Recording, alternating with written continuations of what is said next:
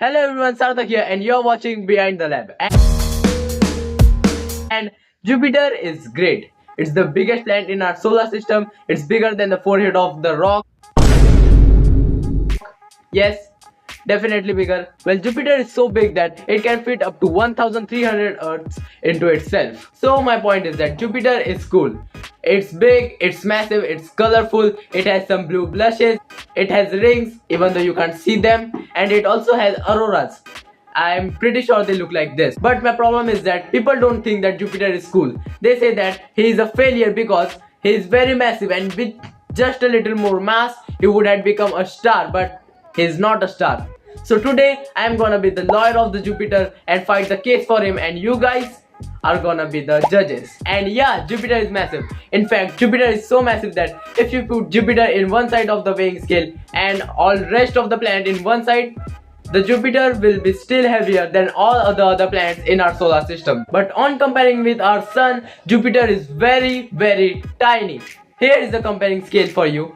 This is me compared to the Earth compared to the Jupiter, and the Jupiter compared to the Sun. The Sun is 1,000 times more massive than the Jupiter, but most of the people don't argue that the Jupiter would have been as big as the Sun. They just argue that Jupiter would have been a smaller star of our solar system who would be able to emit his own light. For that, let us talk about the real failures of the galaxy, that is the brown dwarfs. Brown dwarfs are the celestial bodies that are very massive but don't have enough mass to become a small sized star, let alone the size of our sun. But how are these failures born?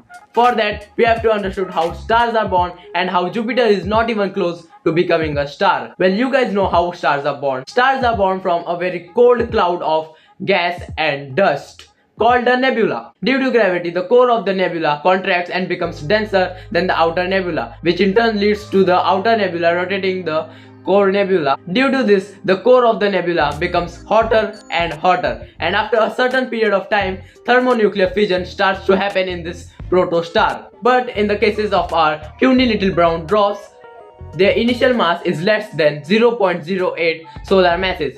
That means the normal hydrogen thermonuclear fission will not take place in their core, and thus they are not able to become a star. So the question comes that how these brown dwarfs have their original orange glow. Well, normal hydrogen fission doesn't take place in their core, but still due to gravity they are constantly contract, and thus they emit a bit of light and heat, giving them their orange glow. So let us now come back to our Jupiter.